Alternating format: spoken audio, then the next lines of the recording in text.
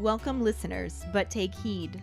We will say whatever we need to share our knowledge, thoughts, and joy, and even things that do annoy.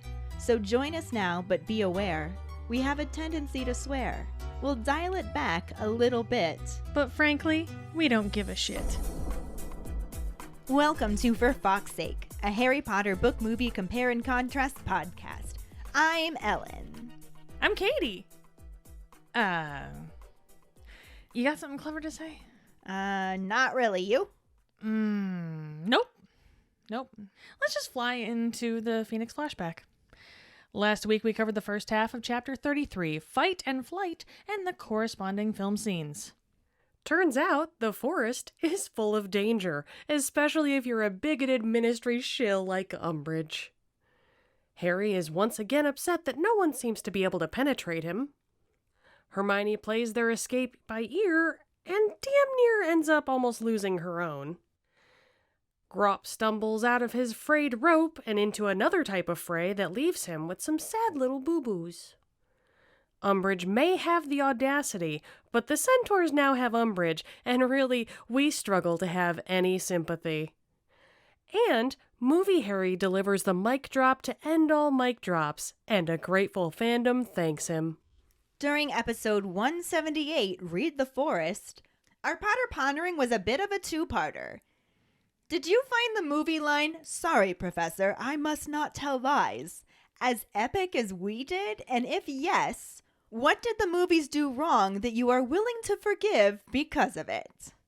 Hi, Ellen and Keighty. This is Ashley with this week's Potter Pondering. And yes, I agree with y'all, okay? I'm sorry, Professor. I must not tell lies. Was epic as hell, man. Icing on the nasty ass cake that was this movie that I'm not forgiving. I'm not forgiving nothing. But since y'all want to make me forgive something, let's see. The montage. I talked a lot of shit about that montage this whole Order of the Phoenix book. And we ain't even finished yet. I'm going to bring it up again. On purpose. But I'll forgive it. That's the only thing it could cancel out. The rest of it, no, we're not doing that. All the copy, paste, delete and shit they did out of this movie it's an atrocity. How dare they? Especially the stuff we haven't even got to yet. So I'm not even going to go there. But no, it's not a fair trade. The only thing that's fair is the montage switch off. Now, they portrayed Professor Umbridge very well. That she was cute, but not at the same time, because her evil overshadows the cuteness so much. It's just ill, like a baby that's fucking up your personal space. If you don't have kids and you're not a teacher and you look at that baby and you're like, where the hell is your mama? You know? But way worse, because it's not a baby, it's a grown-ass evil lady. No. And as much as I enjoyed Petty Potter, okay, we ain't forgiving this. I'm sorry. Professor, I must not tell lies. Hey guys, Jackson here. Absolutely, I found that I must not tell lies absolutely fucking epic. I would have actually liked to have that one movieism in the books. I would absolutely have loved to have that. Now, what am I willing to forgive for it? That one's a little hard. I don't know if I'm actually willing to forgive any of the movie errors. They just irritate me too much, I think. So, I don't know. I don't think I'm willing to forgive any. I'm probably that petty. Hi, this is Jessica calling in my Potter Pondering for this week. Yes, definitely a mic drop moment. I love the line, and every time I watch the movie, it's still so sweet, no matter how many times I've seen it. Am I willing to forgive any sins for this moment, though? I'm having a hard time thinking of a scene that's comparable to this one. Like, same level. It's hard to forgive for anything, because even though it was a great moment, it was still quick and small compared to all the giant, important things that they changed and left out. I don't know. Maybe I agree that I can forgive like half a montage. I don't know, you really stumped me with this one. All the changes that I'm thinking of are too important. Oh, you know what? Umbridge bombarding the room of requirement. I think I can forgive that. Okay, that's my thoughts. Thanks, guys. Thank you so much for your responses. I love knowing that. Our trivia question last week was, what does Ron mistakenly call the crumple-horned snorkack? He calls it a khaki snorgle, which, is close-ish. Okay, not really. No, but she knew exactly what he meant. There is that. Yeah, Definitely. Congratulations goes to Callisto Whitewolf. Woohoo! Despite the slight recess that we had, this is her 4th week in a row. Megan and Mike might be getting a little bit nervous, especially if she can keep this up. Do you think she can? We shall see. For now, let's dive into the second half of Chapter 33, Fight and Flight, and the somewhat corresponding film scenes. Chapter 33, Fight and Flight, Part 2. Harry pulls Hermione up and they flee into the shadows of the trees. When they look back, Grop is snatching blindly for the centaurs, who are retreating in disorder, galloping away through the trees on the opposite side. Grop roars again in fury and chases after them, smashing through the trees. Hermione is very concerned and worries aloud about Grop possibly killing all the centaurs, but Harry's not that fussed about it. The sounds of the chase fade quickly in the distance. As Harry listens, his scar throbs again, and terror sweeps over him for the time wasted. They are now further from Sirius than before. Harry has lost his wand, and they're stuck in the Forbidden Forest without transport. He snaps at Hermione about her smart plan and asks what they're supposed to do now. Hermione says they should try to get back to the castle, and Harry snaps again that Sirius will probably be dead by then. Hermione points out that they can't do anything without wands and asks how Harry is planning on getting to London. A voice from the trees says they are also wondering that, and Ron, Ginny, Neville, and Luna all push their way through the trees towards Harry and Hermione. They look worse for the wear, but pleased with themselves. Ron passes back Harry's wand and asks what the plan is. Harry just wants to know how they got away. Ron casually outlines the various spells they used against the Slytherins and how they saw them going into the forest through the window, so they decided to pursue. They ask about Umbridge, and Harry tells them that she was taken by centaurs who were chased off by Grop, which leads Luna to ask who Grop is. Ron explains that he's Hagrid's little brother and asks if you-know-who has Sirius. Harry confirms it, and his scar prickles as he says that Sirius is still alive, but he doesn't know how they'll get there. Luna says, well, we'll have to fly, won't we? More matter-of-factly than Harry has ever heard her be. Harry irritably tells her not to include herself in the we, and that only Ron has a broomstick that is not guarded by a troll, to which Ginny replies that she does too, and Ron tells her she isn't part of the we either. She replies with a look reminiscent of Fred and George, and says that she cares about Sirius too. Harry tries to tell her she's too young, and she throws back that he fought you-know-who for the first time when he was 3 years younger, and she jinxed Malfoy just now. Neville interrupts Harry again when he tries to protest by pointing out that they're all in the DA together, and wasn't that kind of the point of it? He and Luna both say they want to help too. Harry looks at Ron and knows they're both thinking that if they had a choice of DA members, they would not have picked Neville and Luna. He then says it doesn't matter because they still don't know how to get there. Luna says she thought they'd settled on flying. Ron grumps back that maybe she can fly without a broomstick, but she's the only one. She calmly answers that there are other ways to fly. Ron makes a sarcastic comment about flying on the back of a crumplehorn snorkack, and she says that they can't fly, but they can, and Hagrid said they were good at finding where their riders need to go.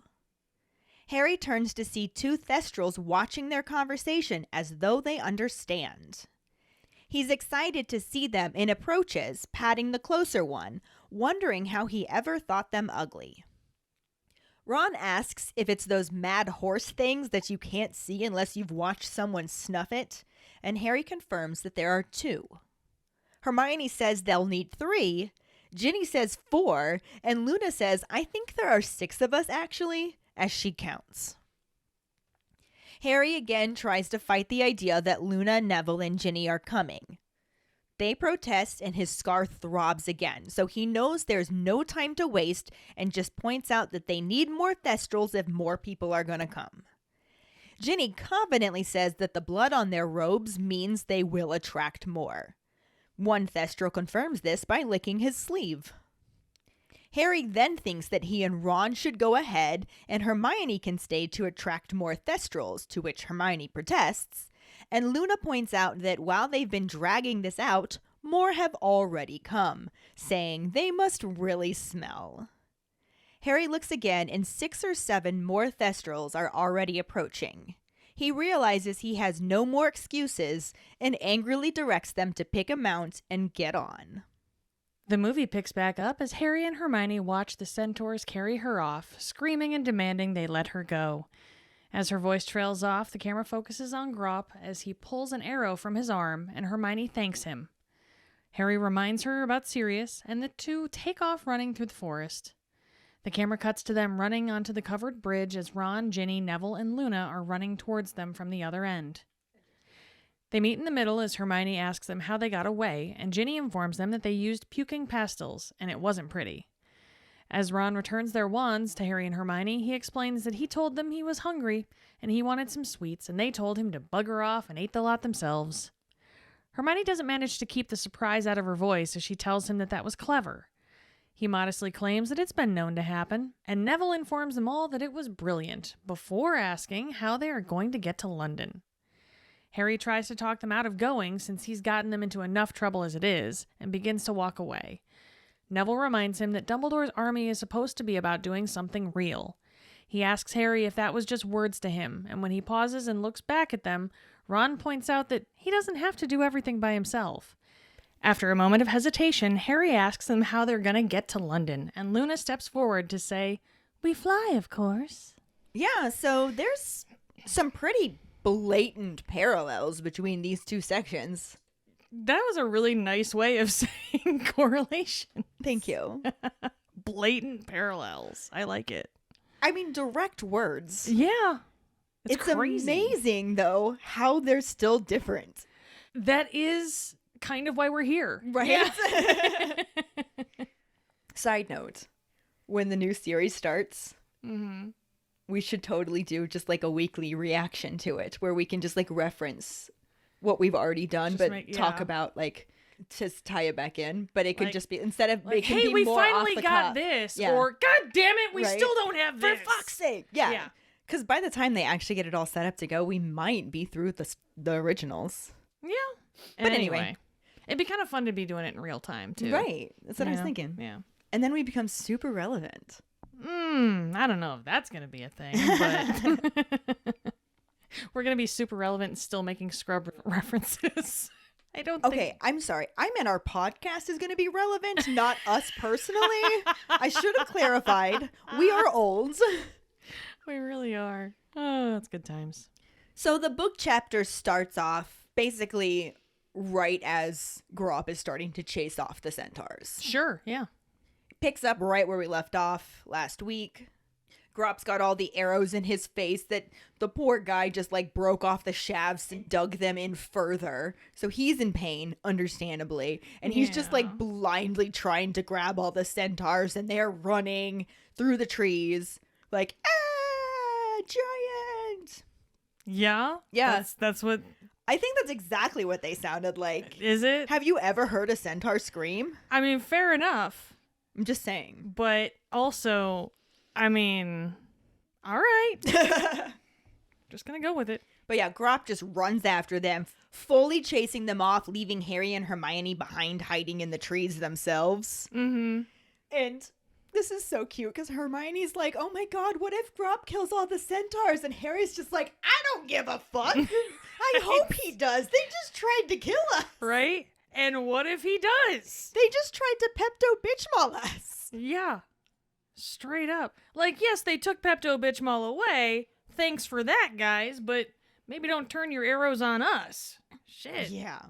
But he's listening as the screaming of the centaurs, ah, and the roaring of Grop, rah, just gets further and further and further away. I'm feeling very animated today. Yeah. It's one of those times where I'm like, man, I kind of wish we had a video component to this. Right? I'm glad we don't. I'm very glad we don't. I think of some of the faces I make sometimes. I just think of my face. I make weird faces when I talk so much. I'm very animated. Today especially. Yeah. Yeah. But yeah, so they're running off. The sounds are getting further away and therefore quieter. Mm-hmm. And while Harry's listening, he feels another one of those throbs in his forehead scar. And it kind of alerts him back to the present reality of, shit, they just wasted a ton of time. Yeah.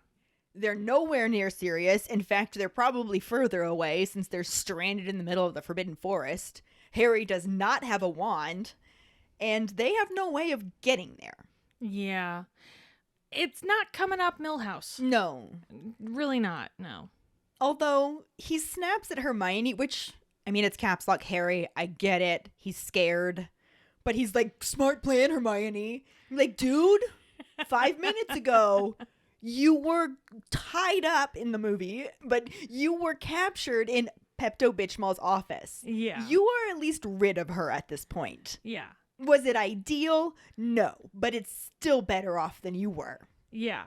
You straight up just got to watch Pepto-Bismol get carried off by horsey men. That had to be a little bit worth it. Right?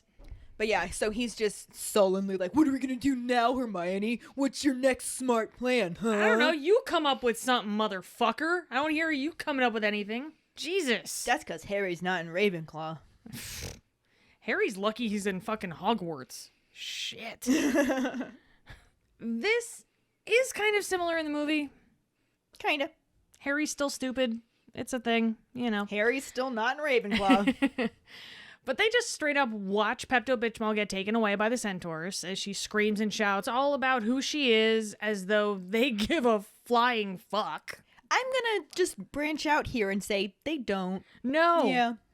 No. Matter of fact, I mean, we talked about this last week where It's definitely a strike against her. it's definitely a strike against her. Like, it's almost probably egging them on. Like, haha, we got a ministry, bitch. I'm senior undersecretary to the minister. Dolores Jane Umbridge. I Yeah, mean, you're honestly, the only downside here is that you're not the fucking minister. right.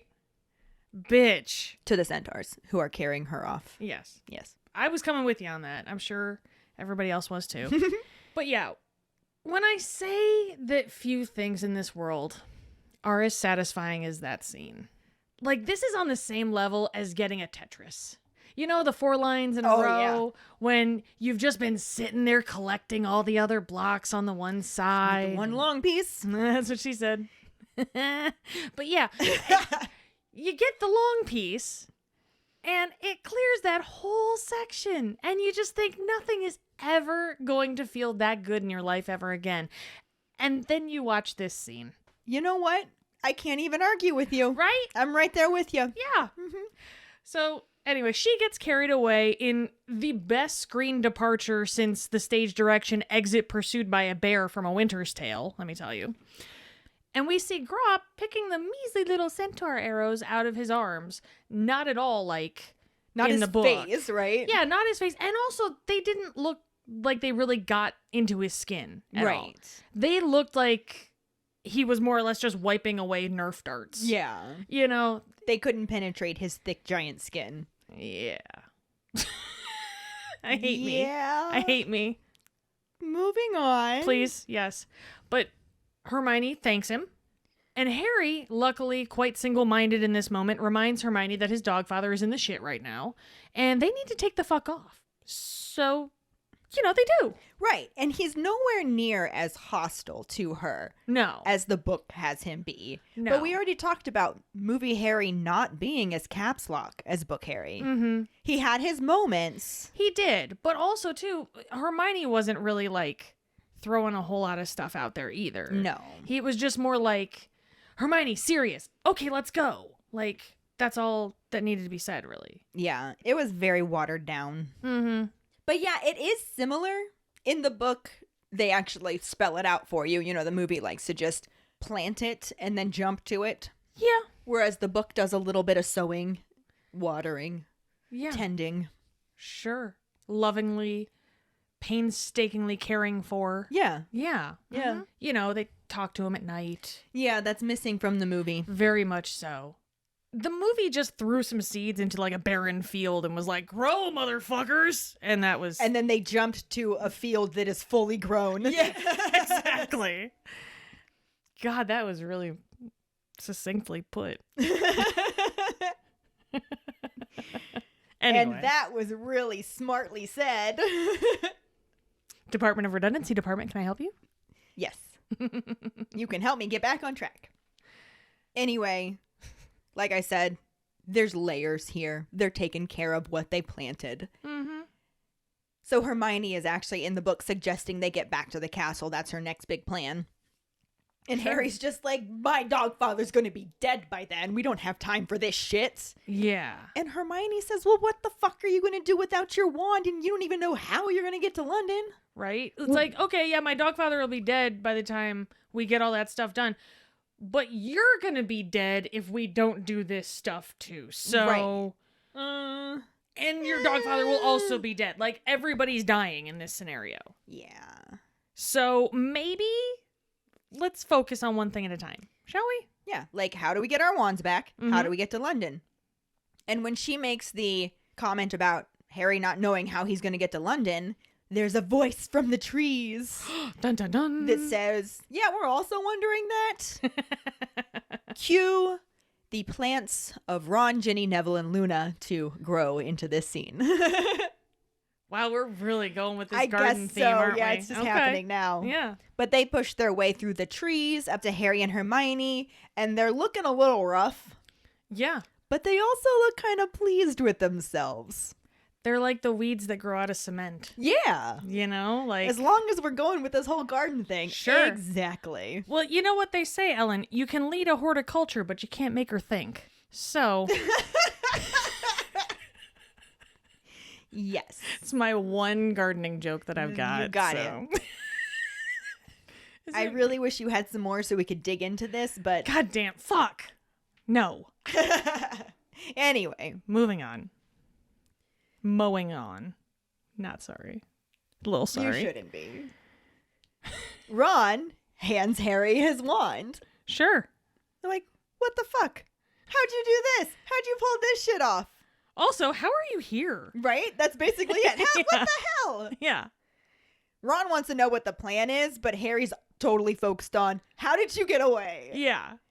And in the book, Ron's like, oh, we used various spells against the Slytherins, and we had seen out the window that you went into the forest, so we were like, hey, we're free, let's go. Into the forest. I'm impressed that they found them. Yeah. It's not like in the movie where there's like that central bridge. Right. Where everybody, like, you have to go across the bridge to get anywhere, really. This is just open area. Open woods. Yeah. And they just managed to find, I mean, they probably weren't being quiet. No. They could probably hear Grop and the centaurs yelling. They could hear all of the ah and the ah. So they went that way. Probably, yeah. They are Gryffindors and one Ravenclaw, so obviously they're not going to shy away from No. screaming. They're going to run towards it. Yes. And considering that it's the book we're talking about and Harry is totally being caps lock, he probably yelled loud enough for the entire forest to hear, smart plan, Hermione. Yeah. Way to go, Hermione. Okay, I accept that. My brain is totally fine with that being the reason they were able to find them in Yes. the big open woods.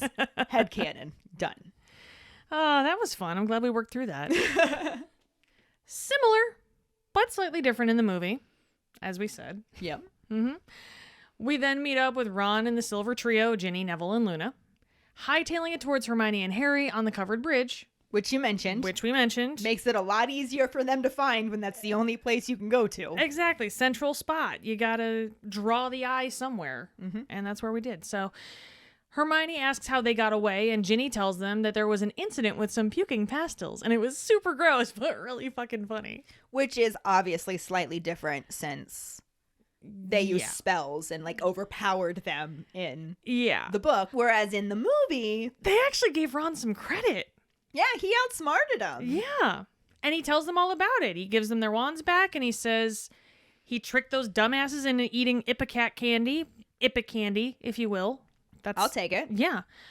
And they fucking took it and ate it. Like, you're stupid. I love that whole, he's just like, well, yeah, I told him that I wanted some sweets. I was hungry. And they were like, fuck you. We're going to eat them instead. And then they all started puking. And like, I mean, that's some reverse psychology. Peak reverse psychology. Oh, yeah. You know? And Hermione, obviously shocked because it's the movie and Ron is stupid in the movies and serves very little purpose. She commends Ron on being so clever. And Ron just pulls a Keighty and is like, yeah, happens sometimes. Occasionally I'm good for stuff. Whatever. Because it's movie Ron. And he gets, 0 credit for anything ever. And the stuff that he does get credit for immediately gets given to someone else. Exactly. Usually Hermione. Exactly. So if he does anything at all that's helpful in any way, you have to make sure to point it out every single time and also point out the fact that it's so rare. Right. You can't just be like, good job, Ron. Well done. No, you have to be like, shit. What? This is You new. did that? Yeah. I honestly have this thing in my head now where I'm imagining the screenwriter just going, how can I give Hermione credit for this? This is a clever moment for Ron. He's the one who outsmarts them. What am I supposed to do? Hermione's not even in the room. I can't credit her with this. How do I give her his smart moments? Yeah. I got it. We'll let her talk down to him about it later on. Conundrum solved. Boom. Good job, writer. You're so good at writing. Yay. No, you're not. Fuck off. Sorry. Tell us how you really feel. Whew. Poor Steve Kloves. You know what? He could have done a better job. You know what? I think he did a good job writing, as long as you don't really pay attention to the source material. It was a great original script. I'll tell you that much. Even then, no, it really wasn't. Well, yeah. Plot holes. Anywho. I mean, it was a Swiss cheese script. Yeah. It just was. Anyway, we digress. Both cheesy and full of holes. Mm-hmm. Just like me. What? I mean... So Neville takes this moment to change the subject, like I'm going to do now, and he asks how they're going to get to London. Which is a ding to the book by line, but not by who says it. Exactly. Sure. And they don't immediately jump to that in the book, other than Hermione being like, you don't know how you're going to get to London, so there isn't a specific, how are we going to do this? They first want to know more about Pepto-Bitchmol and where the fuck she went. Yeah. Which I think is a fair question, but do we have time for this right now? Not particularly, no. Like, Harry didn't even want to go and get his fucking wand. Yeah. Do we have time for a Department of Backstory trip? I don't think we do. He's going to give it to him anyway. I mean, yeah. Because he does briefly explain that she was taken by the centaurs, who were then chased off by Grop, which makes Luna say, who the fuck's Grop? And Ron's like, it's Hagrid's little brother. And now everyone's caught up. So succinct. I love it. Because I'm just imagining everybody literally just going, oh, yeah, that tracks. It does. You don't really need any more explanation than that. Like, no. It makes perfect sense knowing Hagrid. Yeah. But after Ron gives the summary, he then says, does you know who have Sirius? Harry says, yes, he does.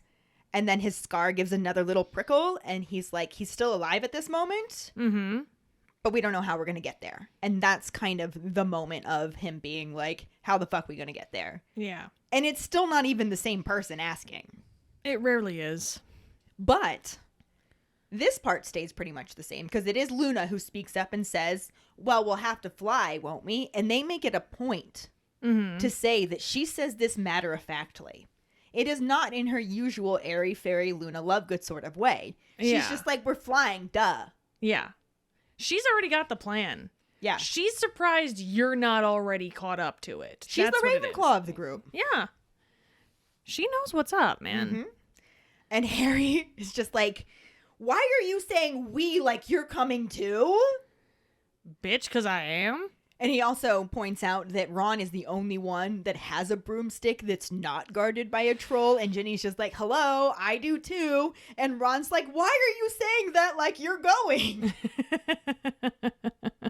Which just makes her glare Sure. in a manner that is strongly reminiscent of Fred and George. Well, I mean, that is genetic, Yes. basically. And we've kind of had that conversation before, how she kind of takes after them, or maybe the other way around to Very a certain much extent. so. Yeah. Like, she learned a lot from them growing up, but they started to pick up on her skills as well. Yeah. For sure. But she points out that she cares about Sirius too, and Harry's just like, you are too young to go. Motherfucker. Bitch, I'm a year younger than you, and I'm 3 years older than you were the first time you faced you-know-who Mm-hmm. as not a baby. Yeah. And I just fucking jinxed Nazi von Douchebag the second right now. So I'm also about 3 years more badass than you ever will be. Big facts. I'm going. Yeah. I almost feel like she kind of gave him a look like, that's cute. You thought that you have any say in this. Right? That's really adorable. Okay, let's go, because we're wasting fucking time. And it's actually Neville in this moment who really brings it together. Mm-hmm. He's just like, hey, we're all in the DA together. Wasn't this the whole fucking point? Right? Doing something real? Yeah. We want to help. Me and Luna, Ginny, we all want to help. Facts.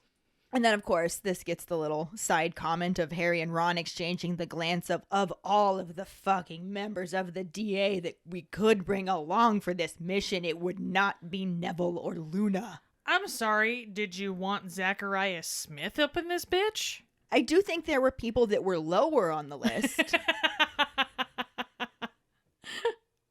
I'm just saying, like, first off, beggars can't be choosers. Second off, I mean, it's not like they were the worst. I don't think Harry really wants anyone to go, though. That is true. So Yeah. he decides to distract by saying, we still don't even know how we're going to get there. Good thing you got a fucking hive mind around you right now, sir. Again, it's similar in the movie. Ish. You know. Harry's like, what's this we shit, guys? I'm going it alone, like always, because I never have help. I do it all myself every single time. Lies. Oh, you caught that, did you? You always have help. You've never done it completely by yourself. Until like the very end, until he has no other choice but to go on by himself. Which I would also like to point out is literally his exact line when they were in the Hog's Head. And he was trying to talk everybody into joining But he always the DA. had help. And he's like, well, it sounds great when you put it like that, but I nearly always had help. And Right? you never know what's going to happen and this and this and this. And I mean, yes, absolutely. Did he face Voldy one-on-one completely by himself in the graveyard just a year previous? Yes. Yes, he did. Mhm. But did he get there on his own? No. No, he did not. He did not. Honestly, if it wasn't for the people around him, that boy would have been dragon food before the first task even fucking happened. If it wasn't for Hermione in general, Mm-hmm. he would have been a lot of things food. Episode title. A lot of things food. Yeah, he flat out would have been eaten about 27 times per book, I believe. Oh, yeah, definitely. For sure. But you know what? That doesn't matter because now he's like in the moment and it's not like a motivational speech type of thing. So now he's like, no, I gotta save you guys. Right. I don't gotta build you up. I gotta keep you the fuck away. Self-sacrifice. Exactly. You know, whatever. And Neville just essentially calls him a dumbass and uses his own words against him because Neville's bomb like that. And Ron's just like, bro, take the help. You know you need it. Also, you have absolutely zero choice. Right? Like, Make us stay. I don't even know why we're making you think that you have an option. We're wasting time with this conversation. We're Mhm. going. Ha. I like the fact that this does pretty much mirror the book Mhm. because you got Neville speaking up and just being like, wasn't this the whole point? Yeah, It's a good ding right here. for sure. Definitely. And Harry pauses, considers all this, and then says, all right, fine. How do you guys suggest we do this? You want to go with me? All right. What are we going to do then? How are we going to go? Sure. And Luna speaks up and she just goes, bitch, we gonna motherfucking fly. As if there was any question as to what they were actually going to do. Right. I It was mean- very matter of fact, but in the very Luna way, Yeah. which is different from how the book had it. But I didn't hate it. I didn't hate it either because I loved Ivana Lynch as Mhm. Luna. She was great. So I really liked her. We'll fly, of course. Yeah. Which is matter of fact. The words are matter of fact. The tone, not so much. Yeah. But But you know what? it was delightful. I'm okay with it, yeah. And that's sadly where the movie section ends, The book takes things a bit further. as it usually does. Luna's like, hello, we settled on flying. Mm-hmm. So they kind of keep it going. It's not just the one, we'll fly end. Yeah. Harry's just like, we don't know how we're going to get there. And Luna's like, hello, we're flying. And Ron gives that comment about, well, maybe you can fly without a broomstick, but none of us can. Kind of a dick thing to say. Well, Ron's kind of a dick, so. Yeah, He is me, so Yeah. yeah. But she just calmly says back, you know, there are other ways to fly. Here, eat these mushrooms. Right. So Ron says, oh, are we going to fly on the back of a crumplehorn snorkack? Although he doesn't quite remember the name and actually calls it a khaki snorkel. Which was our trivia question. Sure was. Mm-hmm. And she just takes it in stride that not only he calls it wrong, she's just like, you mean the crumplehorn snorkacks? Well, they can't fly. But they Right? can fly. It was like when you mispronounce Benedict Cumberbatch's name and people are just like, yeah, I know exactly who you're talking about. Right? Yeah. But she points out that this mysterious they was something that Hagrid said were good at finding where their riders need to go. Mm-hmm. So that does a big turnaround. Big callback in the book there. Yeah. I wonder what they are. They, you say? They. So Harry turns and he sees two emaciated horsey birds walking towards them, just kind of listening to their conversation like they know exactly what's going on and they're ready. Mm-hmm. Harry's pretty happy to see this because this is the perfect solution. He now has his wand, they now have rides, and he actually goes up to one and starts petting it and finds himself thinking how he could have ever thought they were ugly because now they're like his savior Well, and yeah. they're beautiful. That's like when you wake up and somebody's like haloed behind you. Like, and you're just like, you're an angel. Yeah. Right now, Harry is fucking seeing like a Pegasus Yep. in front of him. Ron wants to know if she's talking about those mad horse things, those mad emaciated horsey birds Gotta love him. that you can't see unless you've watched someone snuff it. And Harry says, yep, there's two of them here. And Hermione's like, well, we're going to need three. And Jenny's like, 4. And Luna's just like, 1, 2, 3, 4. I think there's 6 of us, actually. And I love the fact that she actually takes the time to count them. I mean, if Luna can't point out how ridiculous you're being, nobody can. Yeah. You And know? Mike left a little note here for me, though. Fantastic. I love it. So that's just kind of, I think that's a universal thing. Yeah, definitely. Harry takes this opportunity to again try to fight the idea that Luna, Neville, and Ginny are even coming along at all. Yeah. And they continue to protest, and then his scar continues to hurt, and then he's just like, we're out of fucking time. Fine, whatever. You can come, but we're going to need more Thestrals. Yeah. And Ginny points out that they are covered in blood, Harry and Hermione, which is probably what attracted the first two, so surely more are going to show up. Yeah. And if that wasn't believable enough, just by statement, one of the Thestrals starts licking the blood off of Harry's robes.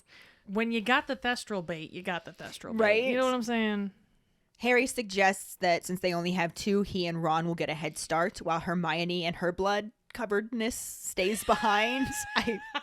I'm going with it. So she can attract more Thestrals, and Hermione's just like, I'm not fucking staying behind. You're just trying to avoid them getting to come along, and I'm not going to be one stuck back too because of that. Right? And Luna's just like, dude, the longer we've dragged this out, the more have shown up. You guys must really smell. Yeah, probably. Do you know what they've been through tonight? Yeah. A lot of stuff going on. Yeah. They got a lot to be upset about. But then when Harry looks again, there's about 6 or 7 more emaciated horsey birds making their way over to him. Sure. So he's just like, well, I'm out of excuses and time, so fuck it. Get a horse and get on. Everybody grab a horsey bird. Yep. And that's where the chapter ends. Yeah. I think that's a really good ending for a chapter. Yeah, and I did appreciate the we'll fly, of course, as an end. Yeah. It still worked. Yeah. It wasn't really necessary to see the emaciated horsey birds arrive. And I mean, it would have been a nice touch. yeah. I mean, it's unlikely we're ever going to get every single detail. This was one that it was okay that it was left out. Yeah, it's not the end of the world for sure. Yeah. But like we said, it is the end of the chapter. Mm-hmm. It is the end of the movie section It is. from a few steps back. Yeah, and we didn't have any new actors for the movie, so Yeah, we've talked about them all. it's pretty much we're fresh out of actors. Until the very end, I think. Yeah. Maybe. Well, Did we see some of the... it was a year ago, dude. I don't remember yesterday. Yeah. I think we can talk about Bellatrix and Voldemort in a little bit more detail when we get to that scene, because Sure. they do much more then. yeah. I mean, it's kind of the same with Nazi von Douchebag the First, too. Yeah, I think so. I think so. Really? Maybe some of the murder munchers might become mentionable, but Sure. Yeah. at the moment they're unmentionable murder munchers. Mm-hmm. So we'll just move right on into the Potter Pondering, Big facts. which is, what are your thoughts on the changes from book to movie in how Ron, Ginny, Neville, and Luna escaped from the Inquisitorial Squad? Find the post on our Facebook page and share your thoughts, or call us at 216-526-6792 and leave your response as a voicemail. Make sure you start off telling us your name and then go into your answer. Don't forget, you can also stitch your response on TikTok, assuming we remember to post the video. It has been a life lately. There has been so much. Oh, my word. One Yeah. thing after another after another. Mm-hmm. On top of that, we're also currently having some issues with our voicemails not showing up properly. Like, it literally gives me a notification, but there's no number in it. And when I click on it, it shows up blank. Fun. And I can access them if I go online and download them from there. But I don't know for sure that I'm getting them all. So if you sent in a voicemail and we did not put it in an episode, I'm so sorry.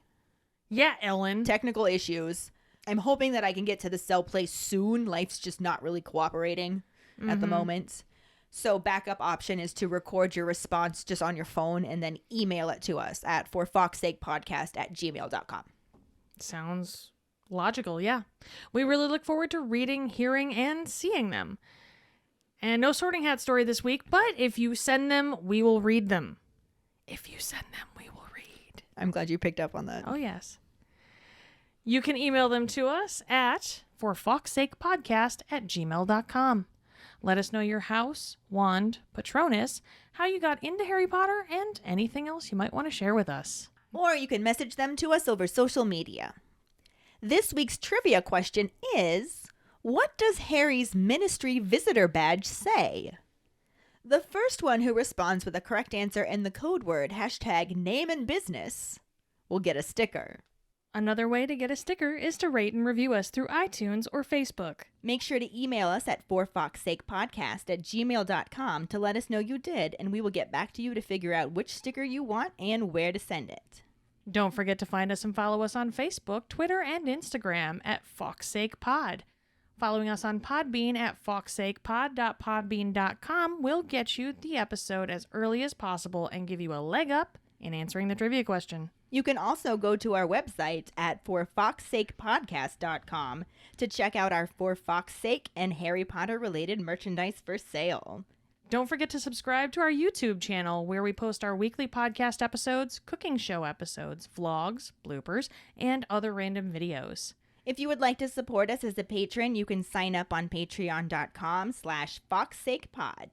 $2 and up a month will get you some awesome perks like for Fawkes' sake swag, access to patron-only Facebook groups, chats, our Discord channel, virtual hangouts, and more. As always, any support you can give is greatly appreciated, even if it's just telling your Harry Potter friends about us. And if you don't have any Harry Potter friends, there's another reason to join our Patreon because you will meet some of the best Harry Potter people ever. I mean, just the best people ever, really. There's that too. Period. End of sentence. And join us next week when we talk about the first half of Chapter 34, the Department of Mysteries, and the barely any corresponding film scenes. Thanks for listening. We hope you hear us again. I'm Katie. I'm Ellen. And in the meantime... Keep calm and Harry on! Oh, for fuck's sake.